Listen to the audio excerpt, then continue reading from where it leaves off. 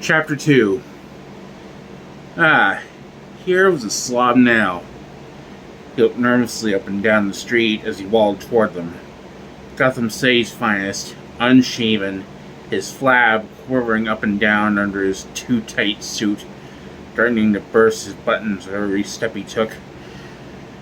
Why couldn't Eckhart take better care of himself?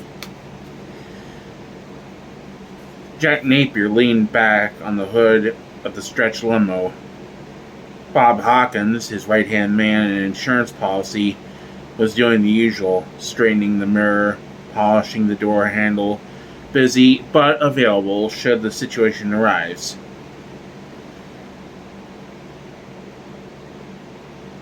Jack pushed himself upright and tossed the lieutenant a sandwich bag. "I brought you a little snack, Eckhart."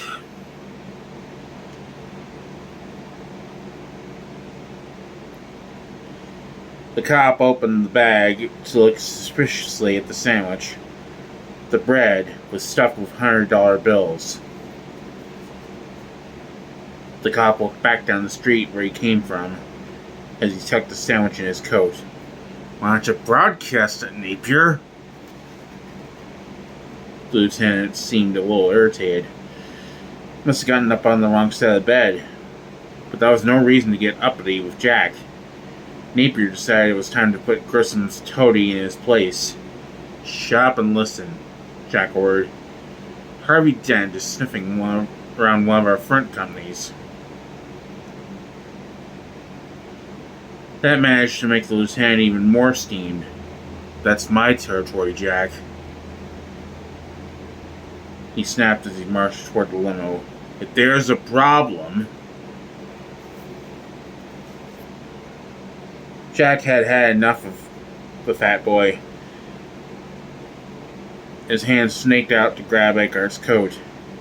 "Eckhart," he said simply, directly, "your problems are our problems."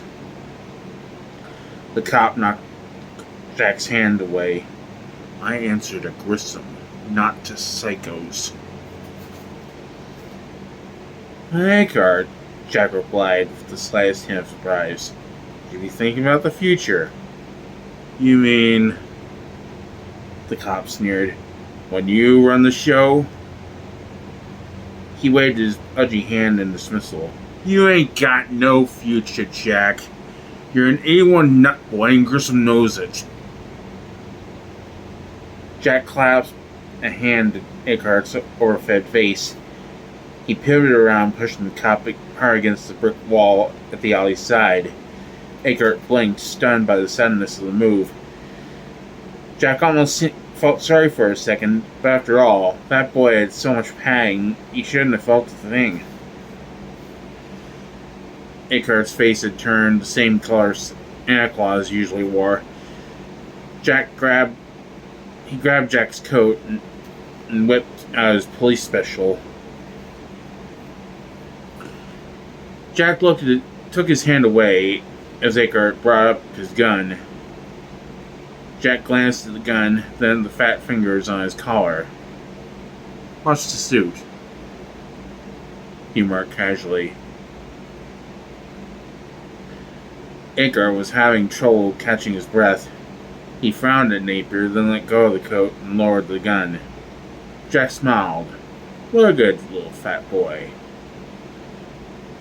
"See?" he added pleasantly.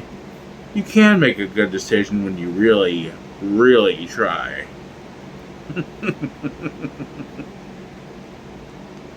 Jack started to laugh. All the color drained from Eckhart's face. That only made Jack laugh even harder. Boy, the fat boy was really bullying now. Jack strolled back to where Bob had just opened the rear door of the limo. Jack couldn't watch the cop anymore. Tears were streaming down his face. He glanced back the final time as he got in the car. Something almost stopped Jack's mirth. When he looked back, why was Eckhart smiling? Jack dismissed it, unable to hear Eckhart having the last word, muttering, "Where have you been spending your nights, handsome?" The red, yellow, and black banner flapped in the early autumn wind. 200th anniversary of Gotham City Festival. Borg waved impatiently for Dent and Gordon to follow. The mayor could be surprisingly energetic when he was motivated, and he was taking this big anniversary celebration personally. They had already visited one of the float manufacturers in the Gotham Uniform Supply Company, personally making sure everything would be ready for the big day. Now, the mayor was dragging them along to personally inspect the final construction of the reviewing stand in Gotham Square. Gordon felt as though they had been trudging around for hours. Today, he thought, Dent was really going to find out what it was like working for Gotham City. I don't care how much in debt this festival is, the mayor shouted back at them as he bustled along. I want a parade, hot dogs, balloons, the old schmear. We're going to celebrate this 200th anniversary proudly and publicly. Somehow, Dent was trying to remain the voice of reason in the face of all this. We may be celebrating in bankruptcy court. He didn't remind the mayor. The tax base is crumbling and the festival crashes. You can kiss your bond rating goodbye. This festival is 350,000 in the red. We haven't seen one balloon. I'll take care of the festival budget, the mayor insisted, his voice raising again. Gordon sometimes thought the mayor was sure if he was only loud enough he could outshout whatever logic was thrown against him. I've got a party of rich old ladies who will pay $1,000 to see the inside of Wayne Manor, the mayor blustered along. You fill this square with people, kids, dogs, families, the business will come back here. I think a lot of people might stay away, Mayor, Gordon said, trying to give Dent a hand. They're scared. They won't be scared when you got Grissom in that courthouse, Borg insisted. I promised that, right? Gordon sighed and nodded. The mayor certainly had promised that. He glanced at Dent. The new DA shrugged helplessly. They both quickened their pace to catch up with their leader as he climbed the steps of the half-finished reviewing stand. Knox didn't like the looks of this. The reporters all gathered around Bob the cartoonist's desk in the corner of the city room. Worse than that, they all smiled when Knox walked in. Knox knew that hungry kind of smile. Wolves always hide in packs. Well, well, McPhee shouted jovially. Count Dracula. Seen Bigfoot lately? They buried your story in the Batman, Thompson confided with a smirk. They buried garbage, McPhee agreed. While Knox wasn't going to let the human lure of the Gotham Globe get him down, grinned firmly in place, he shouted back, This is pure surprise zone, boys. You wait. Oh, Knox, Bob the cartoonist called fleetly. I've got something for you. He held up a drawing of a human bat, an awful, fanged rodent face sitting on top of a man's body in a business suit. The caption below read, Have you seen this man? Well, Thompson, McPhee, and the others thought this was the funniest thing that had ever happened in the news office. Knox kept his grin in place. He did wish that he could come up with something a little more original. Very nice, boys, he replied. A little more gore on the fangs, perhaps? He turned and walked onto his office. Knox stopped outside his door. There was somebody already in there. He could see her through the office window. Oh, and what he could see. Well, if he could calm his heart and hormones long enough, there were really only a pair of legs. Only? Any self-respecting pangos would kill to be seen on legs like that. Knox took another step so he could look at the rest of her. Not bad at all. With those legs resting on the desk, she was leaning back in Knox's swivel chair, poring over a copy of the Globe. Nice figure, nice dress, nice blonde hair. Knox stepped into the office. He couldn't help himself. Hello, legs! He greeted her.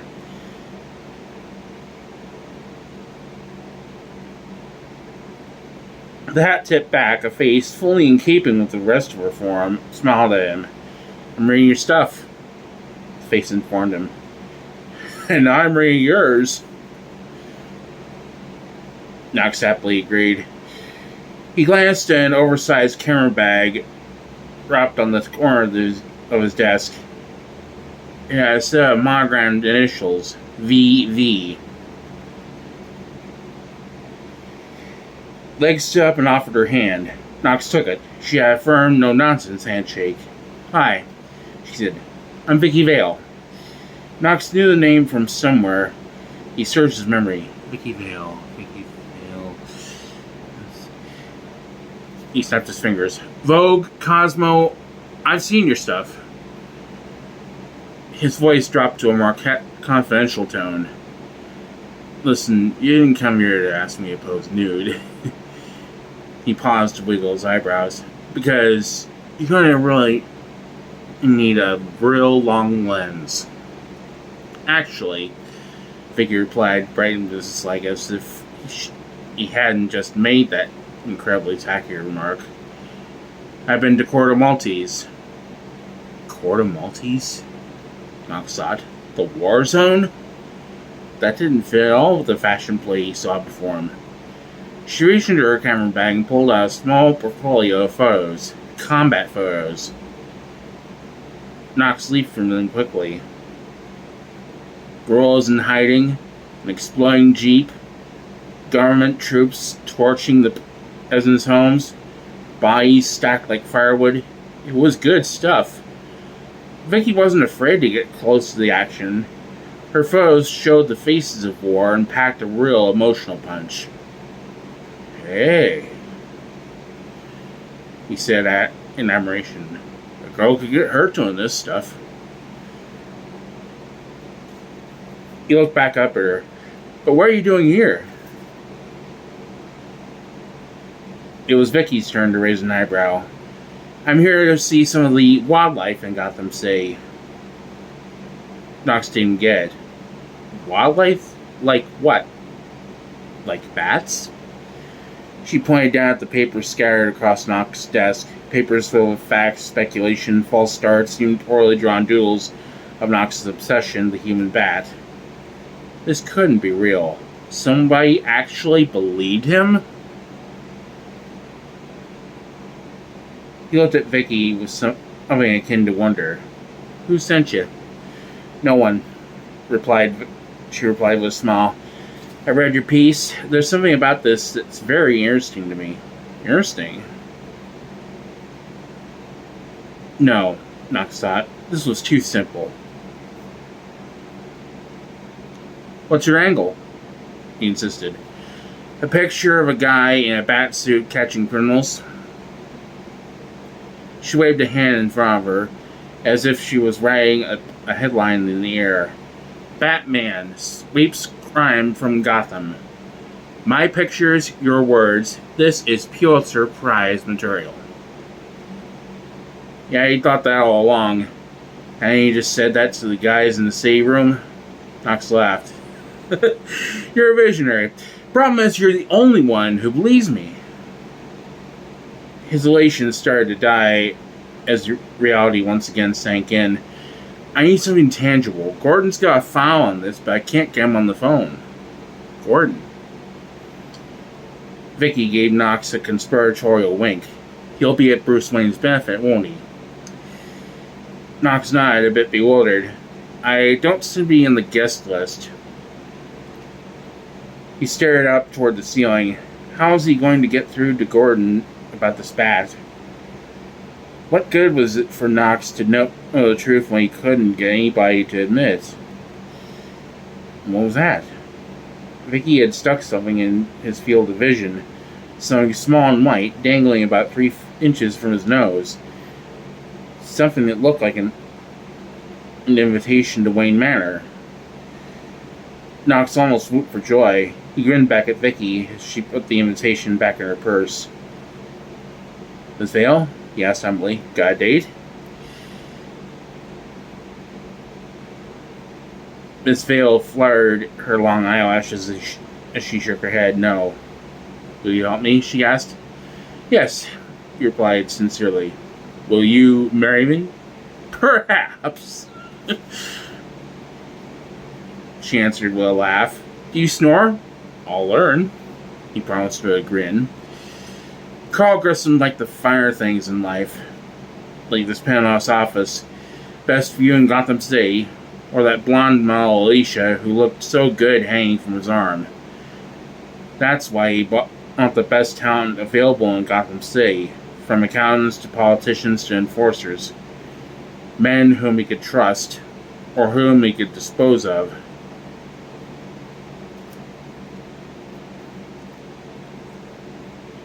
It had been a long time, though, since he had had to call all that talent into one room like this. But that's why he had this talent on the payroll. From the suit and tie boys to the guys who looked as if they'd just walked away from a street fight. He brought all the best here so they could figure out what to do with that new political flea, Harvey Dent.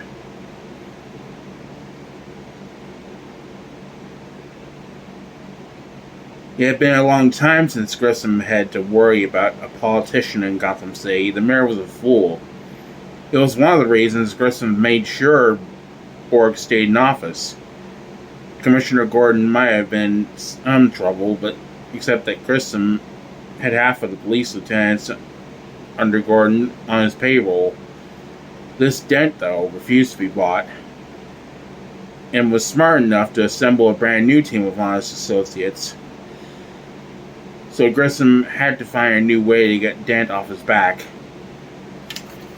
He didn't need that kind of headache. That's why he paid these dozens of guys sitting around him to take the headaches for him. You've all seen this? Grissom called out as he waved a copy of the Globe. Harvey Dent's picture took up a good part of page 1. Everyone looked up at the sound of their boss's voice, everyone except Jack Napier, practicing his usual one-handed shuffle of a deck of cards.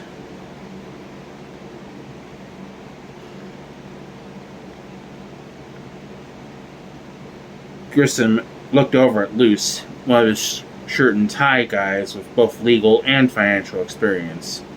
Grissom posed a question. Say this son of a bitch makes a connection with us and Axis Chemicals. What kind of damage are we looking at?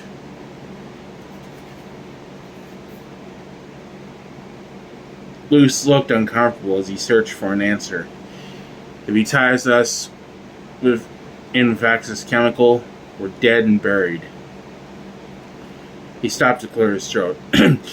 We should move immediately. Jack Napier spoke without looking up from his cards. Let's just break in, trash the office, make off with the books. We can call it industrial espionage. Grissom grinned. This was just what he had been expecting. Smart thinking, Jack. That's the way to go. He paused for a second as if in thought. But I'd like you to handle this operation personally. Jack looked up for the first time. Me? He flipped over a card. Grissom noticed it wasn't a jack for a change. This time he turned up a joker, with the bullet hole right in the middle of his face. The silence was broken by the chime of Grissom's private elevator.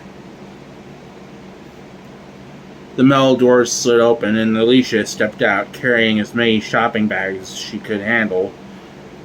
As usual, Grissom thought, she was always happy if he let her go shopping. Or at least that's what Grissom had thought until recently. "Hello, sweetheart," Grissom called, the smile still frozen on his face. "I wonder if you'd mind waiting in the other room." Alicia nodded from behind her amount of purchases. Her eyes slid over to look at Jack Napier as she disappeared through a door into Grissom's private suite. Exactly, Grissom thought. "Thank you, gentlemen," he announced briskly. "That's all for now." All but one of Grissom's men followed from the room. Jack Napier stood by his chair, his cards still spread on the table before him. "Carl," Napier asked, "can't you send somebody else? The fumes in that place." "Jack," Grissom reiterated, "it's an important job. I need someone I can trust. You are my number one guy." He smiled and pointed at the table. "Don't forget your lucky deck."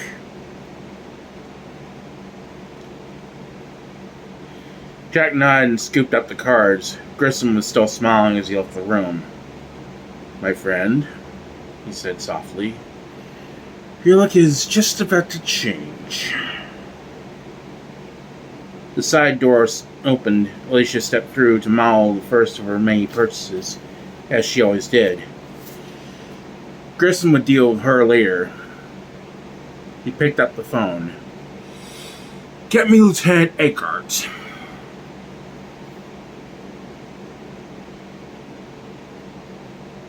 He'd have to give the lieutenant a little extra for his tip. After, of course, Eckhart made sure Napier was dead.